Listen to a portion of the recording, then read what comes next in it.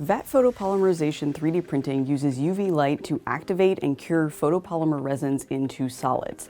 One of the consumables of this process, at least in certain printer configurations, is the membrane, this flexible, transparent piece of material that the light image needs to pass through in order to reach the resin. I'm Stephanie Hendrickson with Additive Manufacturing Media. I recently had a chance to travel to the Technical University of Denmark, or DTU, in Copenhagen to learn about their open additive project. Researchers at DTU have developed open source plans for two different styles of 3D printers, laser powder bed fusion and vat photopolymerization. While I was there, I had a chance to learn much more about VPP and the importance of the membrane for this process, at least for machines that print from the bottom up like the one that they've designed.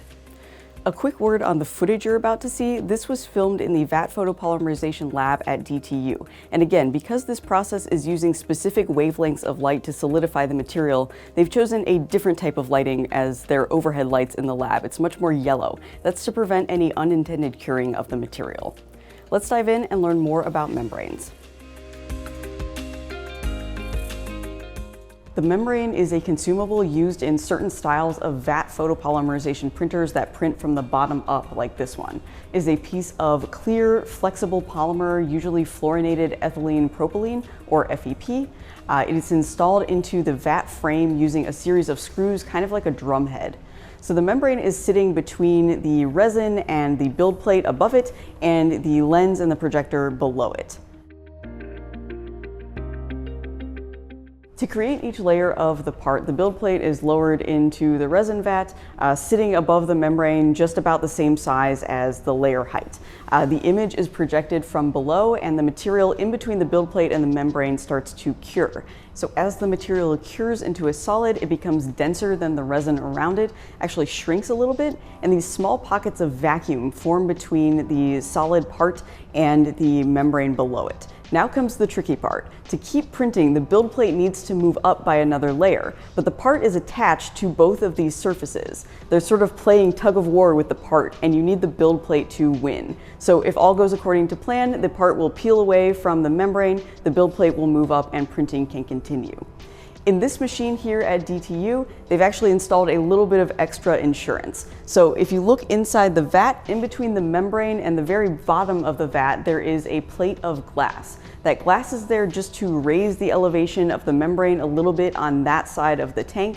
In this machine, it's sort of near the back, where the part should pull off first. That slight offset helps to break the tension between the part and the membrane, ensuring that it will peel away without delaminating or suffering any damage. As mentioned at the beginning of this video, the membranes are consumable. These are components that need to be changed out from time to time, and changing the membrane usually means recalibrating the machine.